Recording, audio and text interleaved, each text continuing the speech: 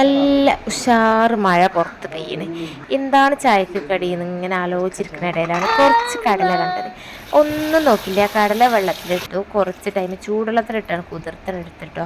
അതിന് ശേഷം നന്നായിട്ടൊന്ന് വേവിച്ചെടുക്കണം.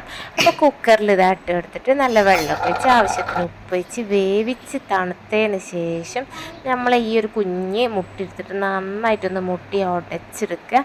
അതിന് ശേഷം 2 സവാളയാണ് കേട്ടോ ഞാൻ എടുത്തിട്ടുള്ളത്. 2 സവാള, കറിവേപ്പില, മല്ലിച്ചപ്പ്, വെളുത്തുള്ളി, ഇഞ്ചി, പച്ചമുളക് ഞാൻ കുട്ടികൾക്ക് കടിക്കും വിചാരിച്ചിട്ട് ചേർത്തിട്ടില്ല. പച്ചമുളകും ചേർത്ത് കൊടുക്കുക. ആവശ്യത്തിന് ഉപ്പ് ചേർക്കാം, ചിക്കൻ മസാല, കുറച്ച് മുളക് പൊടി, പിന്നെ മറ്റേ കായപ്പൊടി ഉണ്ടെങ്കിൽ അതും കുറച്ചും കൂടെ ആഡ് ചെയ്തിട്ട് നന്നായിട്ടൊന്ന് ആദ്യം സ്പൂൺ കൊണ്ട് ഇളക്കുക. പിന്നെ കൈകൊണ്ട് ഇതുപോലെ നന്നായിട്ടൊന്ന് കുഴച്ചെടുക്കുക.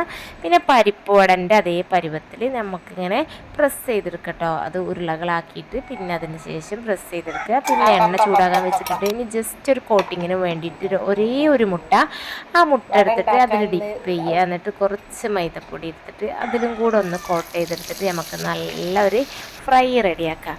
അപ്പം കടലവട റെഡി ആയിട്ടുണ്ട്. അപ്പം എല്ലാവരും വീഡിയോ ഇഷ്ടപ്പെട്ടാൽ ലൈക്ക് ചെയ്യാനും ഷെയർ ചെയ്യാനും സബ്സ്ക്രൈബ് ചെയ്യാനൊന്നും മറക്കരുത് കേട്ടോ. ഇനി പുതിയൊരു വീഡിയോയുമായി വീണ്ടും കാണാം. Okay, by.